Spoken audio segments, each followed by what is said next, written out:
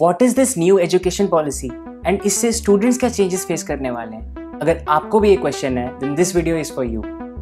Hi, I am Piyush and मैं ऐसे ही informative videos बनाता हूँ सो दैट आप लोगों तक कुछ फैक्ट्स एंड पॉसिबिलिटीज पहुंचे। So if you like my work then please subscribe to my YouTube channel and hit the bell icon. जिस एजुकेशन सिस्टम को हम आज जानते हैं was introduced in the British era in 1835 and Britishers ने system बनाया भी इसीलिए था बिकॉज उन्हें लोग चाहिए थे, लोग जो उनके काम हैंडल करने में हेल्प कर सके। In short they wanted clerks and so they introduced the modern education system.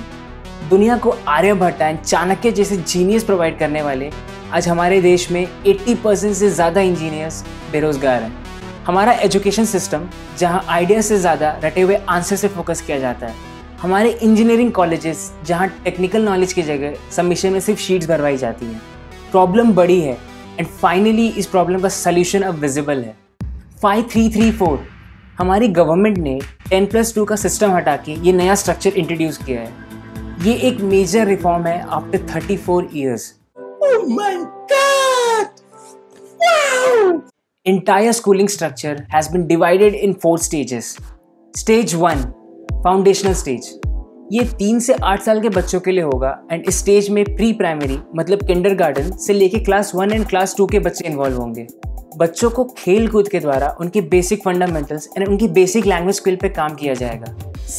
ये बच्चों का ग्रोथ स्टेज होता है एंड इस स्टेज में उनके थिंकिंग कैपेबिलिटीज को एक सॉलिड बेस देना बहुत ही नेसेसरी है and this stage is going to do just that. Stage 2, preparatory stage. This will include classes 3 to 5 and इस स्टेज का सोल पर्पस होगा स्टूडेंट्स की न्यूमेरेसी एंड लैंग्वेज स्किल्स को डेवलप करना।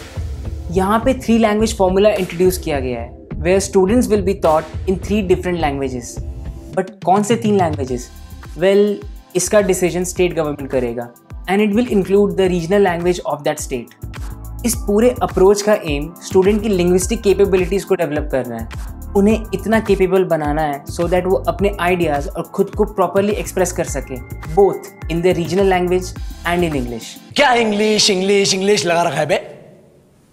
वेल, ज़रूरी है bro. Stage 3, middle stage, from classes 6 to 8। यहाँ पे फाइनली कोडिंग इंट्रोड्यूस की गई है। दिस इज़ रिक्वायर्ड बिकॉज आज के वर्ल्ड में coding is a necessary skill. But इस स्टेज का सबसे इंपॉर्टेंट हाईलाइट है vocational education. Well, what is that? Vocational का मतलब basic work skills like a carpenter or an electrician or a gardener. It can be anything. According to this new structure, 6th grade onwards, her student को ऐसे एक skill में involve होना पड़ेगा।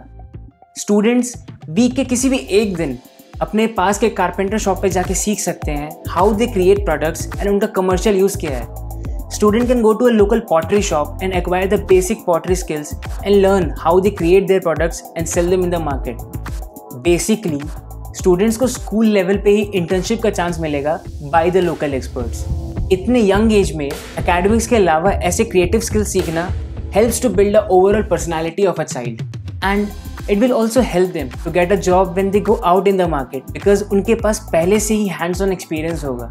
Stage 4, secondary stage, from classes 9 to 12। According to me सबसे important changes यहाँ हुए हैं। सेकेंडरी स्टेज में स्टूडेंट्स के पास सब्जेक्ट वाइज अब सारे ऑप्शंस हैं। अगर किसी को फिजिक्स एंड मैथ्स के साथ हिस्ट्री में इंटरेस्ट है then they can go for it. एकदम इन्होंने वक्त बदल दिया, जज्बात बदल दिए, जिंदगी बदल दी। ये चेंज बहुत ही क्रूशियल है। अब स्टूडेंट्स का लर्निंग स्कोप सिर्फ कुछ सब्जेक्ट्स तक ही लिमिटेड नहीं रहेगा। There will be no science, commerce and arts streams. Students can choose their subject according to their choice. Back in the school days I wanted to study history with computer science but मेरे पास वो option नहीं था। But finally, students will have the liberty to choose their subjects. All this to ensure a complete overall development of a student. So this was 5334 structure in brief. But इस नए education policy में school के अलावा colleges के लिए भी काफ़ी सारे चेंजेस किए गए हैं। Credit storage and credit transfer, कुछ बैंक टाइप साउंड कर रहा है राइट? वेल यस, कॉन्सेप्ट वैसा ही है। सपोज आप इंजीनियरिंग कॉलेज में हैं एंड एजुकेशन के बीच में आपको कॉलेज छोड़ना पड़ता है ड्यू टू एनी रीज़न। इस केस में आपके सेमेस्टर क्रेडिट स्टोर कर दिए जाएंगे in academic bank of credits ABC में। दैट मीन्स इन फ्यूचर अगर आपको अपनी डिग्री कंटिन्यू करनी है then you can continue from where you left off. So even if you drop out due to any reasons आपके efforts waste नहीं होंगे। Another term which has been introduced is multiple entry and exit. इसका मतलब ये है कि अगर कोई स्टूडेंट पहले साल के बाद ड्रॉप लेता है, he will get a certificate of that degree. And if they drop out after second year, they will get their diploma. Now this is nice. High-performing Indian universities will be encouraged to set up campuses in other countries. And इस नए policy के according world की top 100 universities में कुछ selected universities को India में operate करने के लिए फैसिलिटीज़ प्रोवाइड की जाएंगी. All these changes will be completed by 2030. Finally, after so many years, our education system is going to change. By working on overall development of a student, we are ensuring a bright future for our country.